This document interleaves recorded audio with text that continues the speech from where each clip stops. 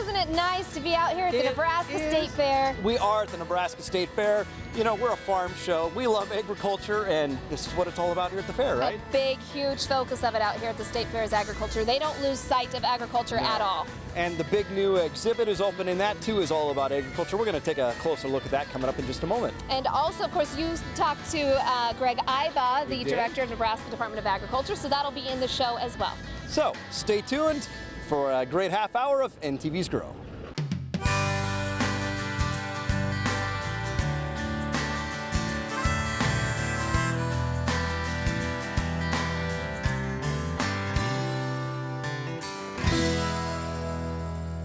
And we are here on location at the Nebraska State Fair. More on that in just a moment. But first, some new regulations come to keep contaminated meat off the shelves. According to a Kansas State University meat specialist, E. coli investigations used to take at least 2 days, while the USDA waited for 2 different labs to confirm the contamination. The new regulation allows USDA to start their investigation after the first positive test of E. coli, allowing for a recall before the meat even gets to the grocery store. This new regulation is one of many changes by the USDA in order to improve food safety. Pitching the idea as a form of tax relief, a group forms in support of historic horse racing. They call themselves Nebraskans for Amendment 1. The coalition includes the state's horse tracks like Fauner Park and business groups like the Grand Island Chamber of Commerce. Voters will be asked to approve a constitutional amendment allowing people to wager on video replays of old races. They say it will build tax relief into the state constitution. Opponents have said they look and feel like slot machine, something not allowed in Nebraska, and they oppose this. And here at the State Fair, it's time to raise the profile of agriculture at Raising Nebraska. It came down to the wire with lots of last-minute work, but the new Nebraska building is officially open. The Omaha World Herald calls it Disney meets Deere, as in John Deere. These aren't static displays. Climb inside a combine or click on an interactive display to learn more about agriculture. There's technology all around this building to be able to ask questions, see answers, understand how things work, and so we're just think that consumers coming in here are going to be able to learn a lot about agriculture. Did you know there's more elevation change between Omaha and Scotts Bluff than between Omaha and the Atlantic Ocean? That's just one of the things people can learn as they experience a walkable map. And see how the elevation changes and the ecosystems change and the crops and livestock that we grow, how all that changes. And when you stand on your county, you're going to get information about your county in Nebraska and the ag that's produced in your county.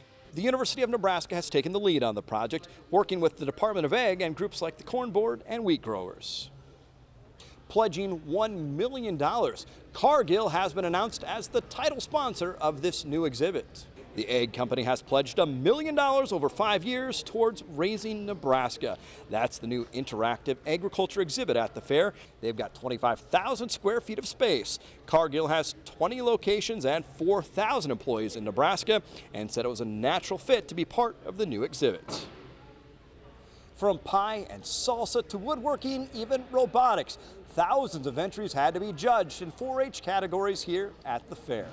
4-H volunteers from across Nebraska descended on the fairgrounds to judge all the projects kids have been working on. 2,500 kids entered 10,000 different items. With food, judges look to see what the kids learned. Well, the fun is getting to see all of the neat things that kids come up with to make and how their skills improve from the 9-year-olds all the way through when they're out of 4-H as high schoolers. There are benefits like sampling strawberry rhubarb pie. Other items are judged by how they look and how kids did at following through the entire process of putting that project together.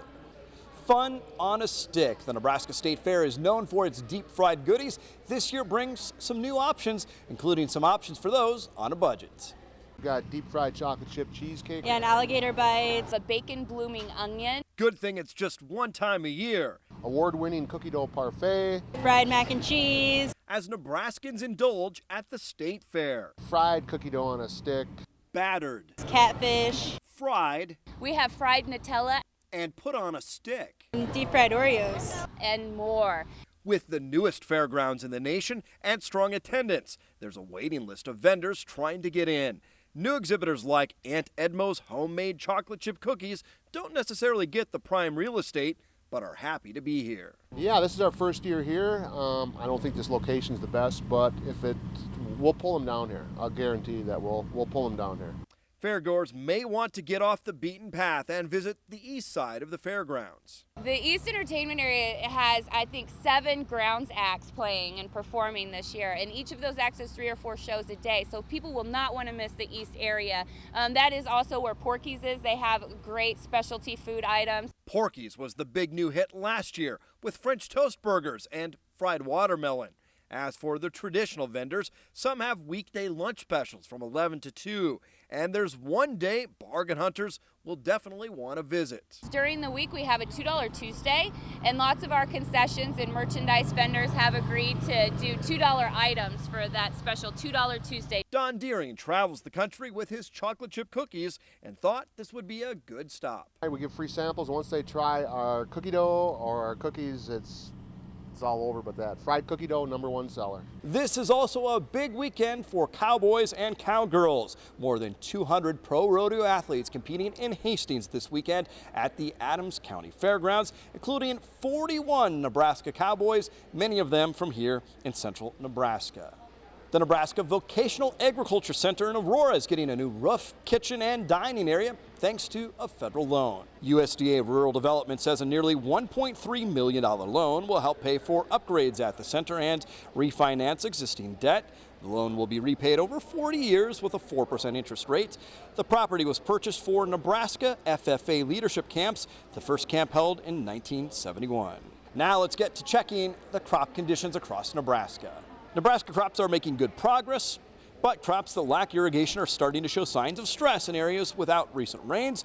USDA says farmers in central Nebraska were able to reduce irrigation because of healthy amounts of rain. 70% of both the corn and soybean crops are in good or excellent condition this week.